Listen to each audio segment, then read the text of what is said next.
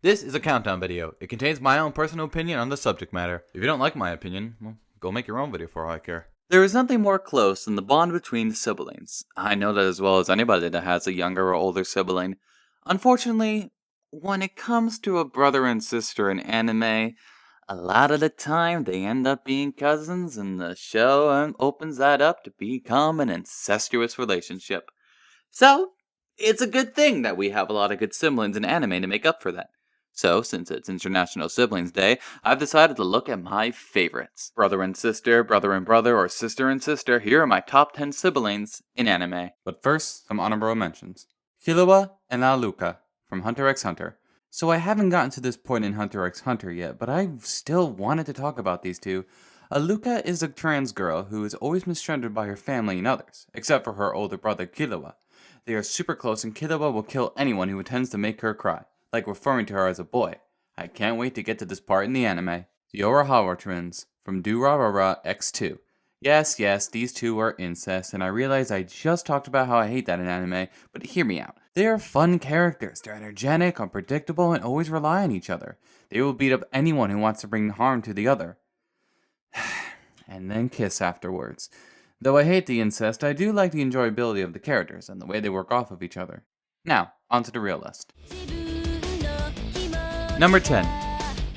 Yusulin and Misa from Charlotte. I mentioned before that these two characters bring out the best comedy in the anime, but for those who haven't seen Charlotte, don't understand the tragedy behind these two sisters.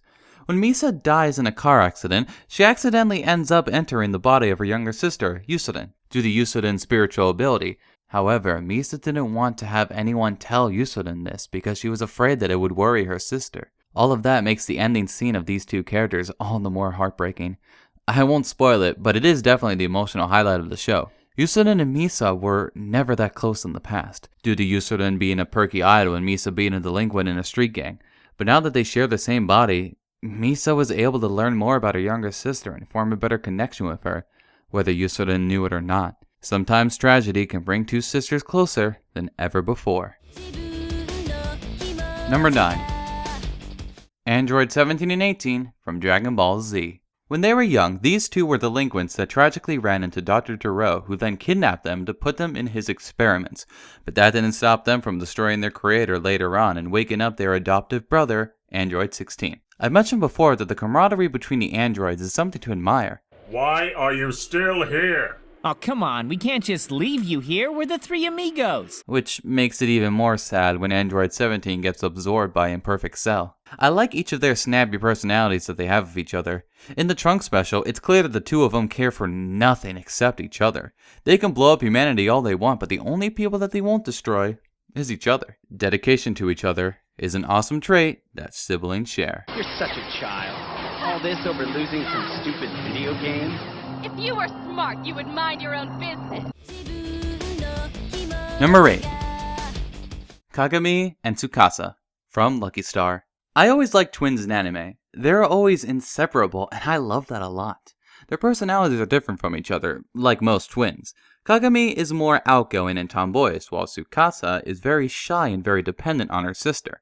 Because of that, Kagami is always protecting her sister, especially since her shyness adds a layer of cuteness that attracts the attention of unwanted guys. They always like switching hairstyles and taking care of each other when they need each other the most. What can I say? It's another good connection between two twin sisters. Number 7. Byakuya and Rukia from Bleach. Though the two of them are technically step-siblings, the bond that they share together is as close as if they were blood-related. After Byakuya's wife died, he sought out her younger sister, who his wife regretted leaving behind. He found Rukia and took her in as his younger sister. I remember in the beginning of Bleach how much I hated Byakuya. I just couldn't understand why this guy was treating his sister this way, and almost letting her be executed. At the end of the arc, when we learn about his backstory and his torment between his strict ways of following the rules of society and wanting to save his sister, I was completely won over by him. In the later seasons, when the two interacted with each other, it was the best. Whenever Rukia was in peril, you always knew that Byakuya was always there to save her. There is also a determination of Rukia to be stronger so that she can be more useful to her older brother Byakuya. My favorite two moments of these two is when they built sandcastles together during the beach episode, and when Byakuya compliments Rukia's Sanbakuto as being the most graceful one in the Soul Society. I always love siblings that are close and always willing to protect each other. 現在ソウルソサエティで最も美しいと言われている。私の残白刀が美しいなどともったいのうございます。事実を言ったまでだ。Number 6. The Kawamoto siblings. From March Comes In Like a Lion. This anime just finished, and yet these three sisters are so amazing. When their parents had an accident, Akari decided to take care of her two younger sisters herself. To know what they've been through and still be able to be lighthearted and try to brighten Rei's day, it's very heartwarming. Also the fact that Akari is a young adult, Hinata is a teenager, and Momo is a toddler, so we get the full gambit of different ages, which brings lots of fun interactions. The way that the three of them help each other in their own way is very nice to see. Each one of them were affected by their parents' death in different ways, and they have their own way of dealing with it. Like Hinata will sometimes walk alone at night to cry about it so that Akari won't worry about her. Also, I've wanted to say this before, but this woman is beautiful. And no, I'm not just talking about her looks. The way she sacrifices the future life of her own to take care of her two younger sisters is so admirable. Whether she works at the shop in the day, at the bar at night, she is always working hard to provide for her sisters. And that is what makes her beautiful. They are three great sisters, and they were easily the best part of this thought-provoking anime.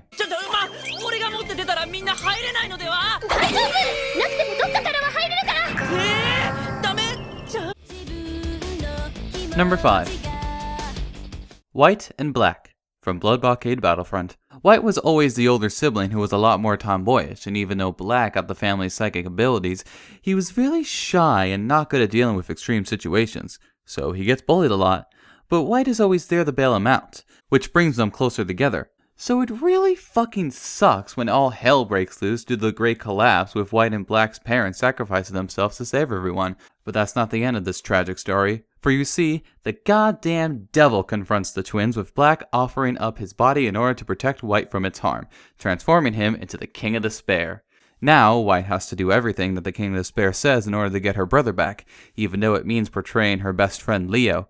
God damn, that is some good writing. And it's also the reason that I love these two characters so much.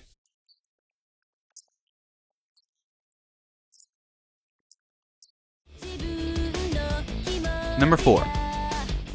Mayura, Manatsu, and Masumi Soda from Red Data Girl. Much like Seraph of the End, Red Data Girl is another prime example of an anime where almost every single aspect of it is 100% okay, except for one thing that they do phenomenally well. And in this case, it would be the three Soda siblings.